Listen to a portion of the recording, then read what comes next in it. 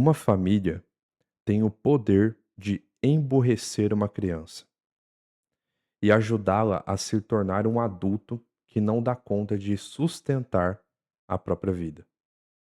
Ao mesmo tempo, existem famílias que conseguem formar bons jovens, que conseguem tornar aquela criança que eles cuidam muito mais inteligente do que a grande maioria das crianças hoje em dia.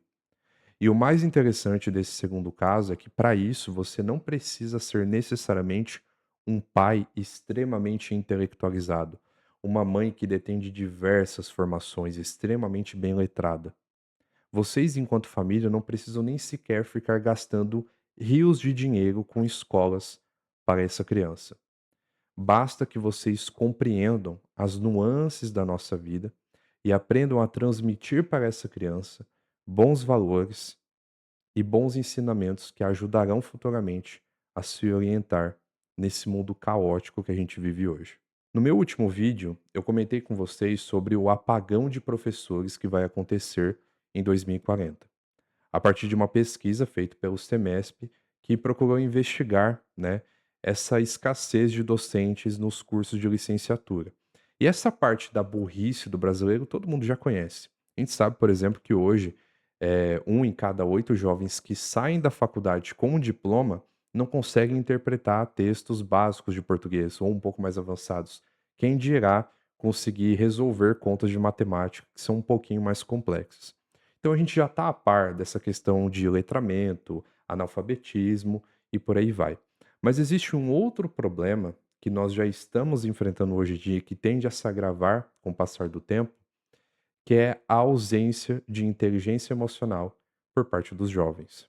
Enquanto psicólogo, principalmente quando eu estou tratando ali de uma criança, eu bato muito numa tecla com os pais, que é justamente um costume que tem se perdido e que, na minha opinião, é um costume extremamente valioso, que ajudou a formar muitas crianças que, mesmo sem um ensino, né, adequado, mesmo sem uma instrução adequada, ela conseguiu se formar e se tornar um adulto funcional, que é o costume de contar boas histórias para essa criança, fazer com que essa criança ela cresça tendo contato com boas histórias desses familiares. Essas histórias elas carregam um poder simbólico muito grande porque elas transmitem as nuances da vida e como aquela pessoa ela conseguiu passar por aquilo, de forma que a gente consegue imitar aquele comportamento ou não imitá-lo, trilhando assim um caminho diferente da qual aquela pessoa trilhou.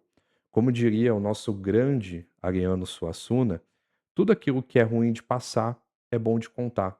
Então, algumas histórias, por mais que sejam trágicas, muitos familiares contam ela com um certo tipo de humor, dando risada, mostrando que eles conseguiram passar por aquilo e que hoje aquilo já não é mais uma lembrança extremamente dolorosa que eles guardam dentro de si e começam a remoer aquilo, por assim dizer. E o reflexo da falta desse costume é justamente jovens que estão crescendo sem um pingo de inteligência emocional, que não conhecem os limites da vida e, como consequência, vão se tornar adultos cada vez mais inseguros. Veja bem, se a gente pudesse traçar aqui junto um sofrimento que é universal, um sofrimento que boa parte, para não dizer todos os seres humanos já passaram, é a questão da insegurança. O próprio autor Adler, que é bastante conhecido na psicologia, ele vai dizer que ser homem é ser atormentado por sentimentos de inferioridade, ao mesmo tempo em que nós crescemos almejando uma situação de superioridade. Ou seja, estar na vida é ser atormentado, em certo grau, por esses sentimentos onde nós nos sentimos inferiores em comparação com outras pessoas, ou até mesmo vulneráveis diante de uma própria vida que muitas vezes parece ser imprevisível. Ao mesmo tempo, nós almejamos certas situações de grandeza para que a gente não tenha que lidar com aquele sentimento. E veja bem, todos nós passamos por isso e ao longo da vida a gente vai aprendendo a lidar com essa insegurança. A questão é que essa insegurança ela vai crescer cada vez mais se nós não tivermos um centro estável. E o que significa isso? Significa que nós precisamos de uma filosofia de vida. Uma criança que cresce sem rotina, que cresce sem costumes, que não é passada para ela valores, ela não sabe se orientar direito na vida. Ela não sabe quais são as regras da vida, quais são as regras do jogo que ela está jogando, quais são os limites da própria vida que ela está vivendo ali naquela determinada situação. E sem isso, sem essa espécie de mapa, sem essa espécie de conjunto de regras, ela vai testando tudo que ela vê pela frente e acaba se perdendo no meio do processo. E justamente por se perder, por não ter uma boa orientação e principalmente por não saber lidar com esse sentimento de insegurança, muitos jovens vão recorrer ao refúgio, que são os vícios. Então é daí que a gente vê muitas pessoas que acabam se viciando em pornografia, em jogos, em bebida, até mesmo em relacionamentos abusivos, amizades ditas como amizades tóxicas, por assim dizer, e não possuem uma boa relação com os seus familiares. Então veja bem, todas as vezes em que a gente é, de certa forma, atormentado pela vida, é como se a vida estivesse nos convocando a dar uma resposta para tudo isso que nós estamos vivendo. E se você é adulto e está aqui me assistindo, saiba que existe um aspecto muito importante na sua educação que nenhuma faculdade e talvez nenhum outro professor vai te falar sobre, que é justamente a forma com a qual você se orienta na sua vida. E aqui eu gostaria de te passar duas ferramentas que são imprescindíveis quando a gente está falando sobre uma falta de ordem da própria vida. A primeira delas, como eu já comentei com você, é a filosofia de vida. Para que serve a filosofia de vida propriamente dito? A filosofia de vida serve para que a gente consiga organizar a nossa existência. Muito provavelmente você é atormentado ou está sendo atormentado por diversas questões das quais você não sabe responder. Por que eu estou sofrendo? Por que eu estou sofrendo para com isso? Por que eu fico me recordando disso? Por que que eu tenho esse tipo de lembrança? Por que que eu tenho medo do futuro? Isso talvez seja a própria vida te convocando, como eu disse, para que você dê uma resposta a ela, para que você elabore uma resposta que te dê um alicerce adequado para que você consiga fazer alguma coisa a respeito. A filosofia de vida é justamente esses princípios, essas convicções que a gente vai criando e fortalecendo com o passar do tempo, que dá uma certa estabilidade para a nossa própria vida. Se a gente resgatar na própria literatura grandes personagens que são tidos como personagens extremamente inseguros, como por exemplo o Homem do Subsolo, do Dostoiévski, se trata justamente de um homem que tem uma inconsistência de caráter. Ou seja, a inconsistência ela está no centro dessa insegurança que brota no nosso peito e vai crescendo com o passar do tempo.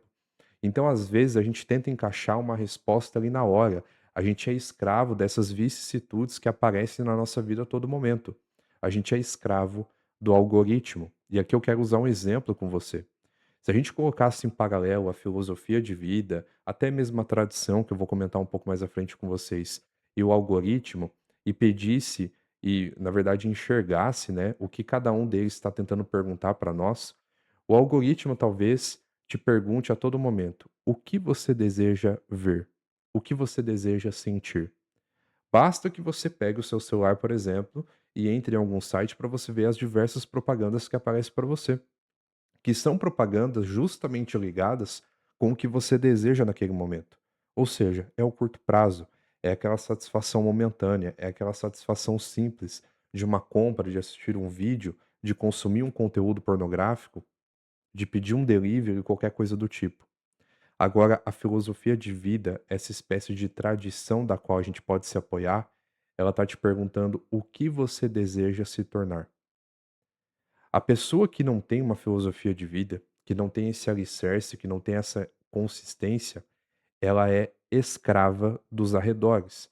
E é por esse motivo que você vive distraído, que você vive desatento, que você não consegue alcançar ou às vezes nem desejar por um pouco mais de tempo aquilo que você sabe que vai fazer bem para a tua vida. Porque você é escravo dessas vozes, você é escravo desse algoritmo que toda hora te pergunta o que você deseja ver naquele momento, o que você deseja sentir naquele momento, e você responde. Mas quando a própria filosofia de vida, quando a própria vida te pergunta o que você deseja se tornar, você fica confuso. Então a filosofia de vida, como eu disse, é esse alicerce, é esse centro estruturado e estável da qual a gente pode apoiar a nossa vida, porque a gente construiu aquelas convicções que vão sustentar as nossas decisões. Agora surge a pergunta, Wesley, como que eu faço isso na prática? E é aí que entra a segunda ferramenta, que é a hierarquia de valores. A hierarquia de valores nada mais é do que aquilo que organiza as nossas ações. Se você não tem uma hierarquia na sua vida, então muito provavelmente você vai perceber que as suas ações elas são desordenadas. Elas são ali para apagar um incêndio, então surge uma demanda, você paga o que você está fazendo, você vai fazer aquilo, alguém pede socorro para você ajuda essa pessoa, você é o salva-vidas, né? Você ali quer salvar as pessoas de relacionamentos fracassados, quer salvar mulheres ou homens desesperados que estão sozinhos, sofrendo com problema. Você vive no pé da tua mãe, você vive no pé do teu pai, você não consegue dar uma certa substância, você não consegue dar uma certa consistência para sua vida. E mesmo quando você é escravo dos arredores. Você não consegue largar um vício, você não consegue passar muito tempo longe de alguma pessoa, longe até mesmo do próprio vício, e você fica ali tentando um pouco a cada dia, mas não consegue. A hierarquia de valores é justamente aquilo que estabelece o que é prioritário na nossa vida. E veja bem, mesmo que você escreva ali uma certa hierarquia, um exemplo de hierarquia, você vai perceber que os primeiros dias serão realmente difíceis de seguir aquilo. Mas a partir do momento em que você estabelece aquilo, é como se a tua própria consciência tivesse te cobrando de que você tem um trabalho a fazer. Então, essa hierarquia ajuda a organizar as nossas ações. A gente sabe o que é prioritário e a gente sabe o que a gente precisa fazer. Então, a hierarquia ajuda a gente a se recordar disso, daquilo que é mais prioritário, daquilo que é menos prioritário. E, principalmente, ela ajuda a colocar o nosso valor no lugar certo. Por exemplo, uma pessoa que tem um vício em pornografia, que mesmo que ela não goste daquilo, ela vai consumindo, ou seja, já se tornou mais que uma compulsão, né, realmente um vício que ela tem dificuldade de largar. Mesmo que ela odeie o que ela está fazendo, aonde provavelmente o valor dela vai estar atrelado? Muito provavelmente vai estar atrelado ao sexo. Então, a pessoa ela consome tanto aquilo que a vida dela passa a se tornar um pouco daquilo. Então, os sofrimentos da vida dela estarão ligados com esse vício.